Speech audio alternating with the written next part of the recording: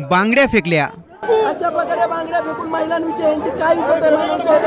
ही तुमची संस्कृती। पैशाची पाकिटं दाखवली। 400 पट संपत्ती महानगरपालिकेत कोरोनाची वाढली मोहळांची, ती संपत्ती निवडणूक जिंकण्यासाठी वापरतात।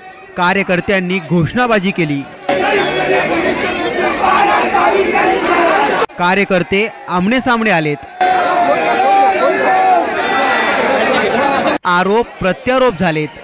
मतदानाच्या आदल्या दिवशीच पुण्यात हाय व्होल्टेज ड्रामा घडला। तो पण आम्ही इथं उठणार नाही।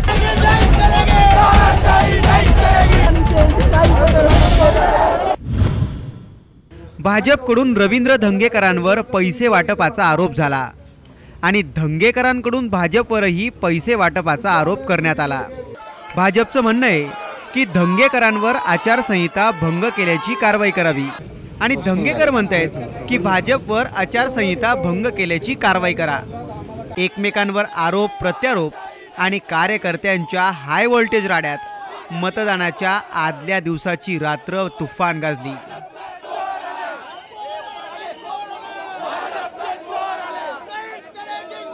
पैशांची पाकिटं सोबत घेऊन धंगेकरांनी थेट पोलीस स्टेशन गाठलं। सहकार नगर परिसरात घराघरात पैसे वाटप करण्यात येत असल्याचा आरोप रवींद्र धंगेकरांनी केला। असं असतानाही पोलीस याबाबत कारवाई करत नाहीत असाही त्यांनी आरोप केला आणि जोवर पोलीस कारवाई करणार नाहीत तोवर धंगेकरांनी पोलीस स्टेशन बाहेरच ठिय्या मांडला।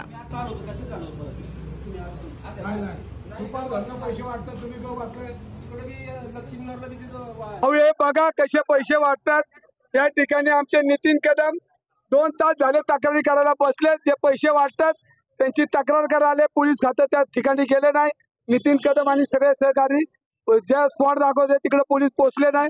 मला फोन आला, मी 2 तासांनी इथं पोहोचलो, एकही पोलीस इथं आलेला नव्हता। ज्या पद्धतीनं 400 पट संपत्ती महानगरपालिकेत कोरोनाची वाढली मोहळांची, ती संपत्ती निवडणूक जिंकण्यासाठी वापरतात। त्याचा निषेध म्हणून लोकशाही हत्या करणाऱ्या भारतीय जनता पार्टीचा निषेध म्हणून आणि जोपर्यंत पुणे शहरामध्ये पैसे वाटायचे थांबत नाही तोपर्यंत आम्ही इथनं उठणार नाही। निवडणूक आयोगाचं भरारी पथक तेही घरात बसलेले, मी जेव्हा फोन केला तेव्हा ते म्हणले पाठवतो। अशा पद्धतीचं जर राजकारण करत असतील आणि जर अशा पद्धतीने निवडणुका जिंकण्याचा प्रयत्न करत असतील तर आम्ही कधीही सहन करणार नाही। तर दुसरीकडे रवींद्र धंगेकर स्वतः पैसे वाटतायत असा आरोप भाजपकडून करण्यात आला। धंगेकर स्टंटबाजी करून लोकांची सहानुभूती मिळवण्याचा प्रयत्न करतायत असाही आरोप धंगेकरांवर करण्यात आला आणि भाजपनेही रवींद्र धंगेकरांची पोलीस आयुक्तालयात तक्रार केली। हंगामा करतायत, त्यांच्या हातामध्येच काही राहिलेलं नाही आणि ती त्यांची सवय, नौटंकी करणं ही त्यांची सवय, त्यामुळे ते करण्याचा प्रयत्न करतायत आणि दुर्दैवाने त्यांना असं वाटतं की माध्यमांसमोर असं काहीतरी करून लोकांमध्ये संभ्रम निर्माण करावा। पण लोक सुज्ञ आहेत, पुणेकर महायुतीच्या पाठीशी आहेत। पुणेकरांनी ठरवलंय मोदीजींना पंतप्रधान करायचं आणि मुरलीधर मोहोळांना खासदार करायचं। काही नाव आहेत महाविकास आघाडीच्या उमेदवारांच्या बरोबर फिरणारे, त्यांचे काही बगलबच्चे आहेत, त्यांची नावं माझ्याकडे आहेत। गणेश नवथरे असतील, गोपाळ आगरकर असतील, योगेश आंदे असतील, अशी अनेक नावं आहेत। 10-12 नावं माझ्याकडे आत्ता आहेत की ही सगळी मंडळी वेगवेगळ्या वस्त्यांमध्ये झोपडपट्ट्यांमध्ये जात आहेत आणि नागरिकांची दिशाभूल करतायत। नागरिकांना त्या ठिकाणी जाऊन बळजबरीने पैसे वाटप करण्याचा प्रयत्न करतायत। अनेक ठिकाणी परवा आम्ही अशा संदर्भामध्ये पोलिसांकडे कारवाईची मागणी केली, त्यांनी अनेक वस्त्यांमध्ये जाऊन त्या ठिकाणी साड्या वाटण्याचा प्रयत्न केला। माझं म्हणणं एवढंच आहे की लोकशाहीचा उत्सव आहे, हा लोकशाहीच्या पद्धतीने झाला पाहिजे। प्रचाराचा कालावधी संपलेला आहे, नागरिकांनी कुणाला मत द्यायचं हे ठरवलेलं आहे, त्यामुळे तुम्ही असा संभ्रम निर्माण करून अशा पद्धतीने कांगावा करून काही होणार नाही। पोलीस आयुक्तांनी या संदर्भात कठोर पावलं उचलावी असं आमचं मत आहे। या सगळ्या राड्यात दोन्ही बाजूंचे कार्यकर्ते आमनेसामने भिडले। एकमेकांवर बांगड्या फेकण्यापर्यंत कार्यकर्त्यांची मजल गेली। धंगेकरांनी तर आईच्या डोक्यावर हात ठेवून शपथ घ्या असं आव्हानच विरोधी उमेदवाराला दिलं।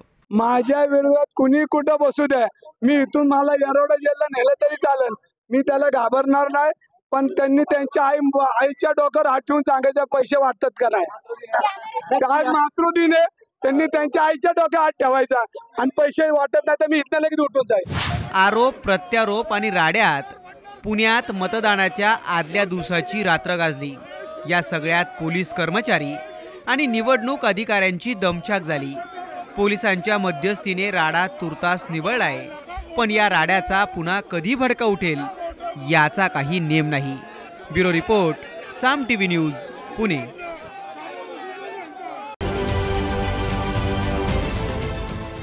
देश विदेशातील प्रत्येक घडामोडींचे लाईव्ह अपडेट मिळवण्यासाठी आता साम टीव्हीच्या सर्व सोशल मीडिया प्लॅटफॉर्मला लाईक, फॉलो आणि सबस्क्राईब करा. तसंच सर्व नोटिफिकेशनसाठी बेल आयकॉन प्रेस करायला विसरू नका.